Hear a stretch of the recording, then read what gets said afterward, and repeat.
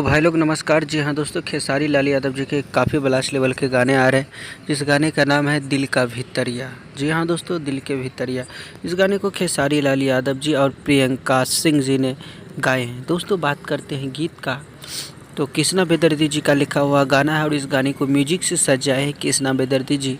दोस्तों गाने में नज़र आ रहा है आप लोग का ट्रेंडिंग स्टार यानी कि खेसारी लाल यादव जी, उनका साथ में जो फीमेल एक्ट्रेस है यानी कि रत्ती पांडे जी। तो काफ़ी ज़बरदस्त लेवल का गाना है और फिल्म का नाम है रिश्ते। रिश्ते फिल्म का ये गाना है। आप लोग इस गाने को जो है कल सुबह में फुल वीडियो के साथ आप लोग ज़रूर देखेंगे। गाना पसंद आएगा। ऐसा ही तरह का अपडेट आप लोग को मिलता रहता है हमारे यूट्यूब चैनल पे। तो आप लोग जो है चैनल को सब्सक्राइब कर रखिए, बेल आइकन दबा कर रखिए।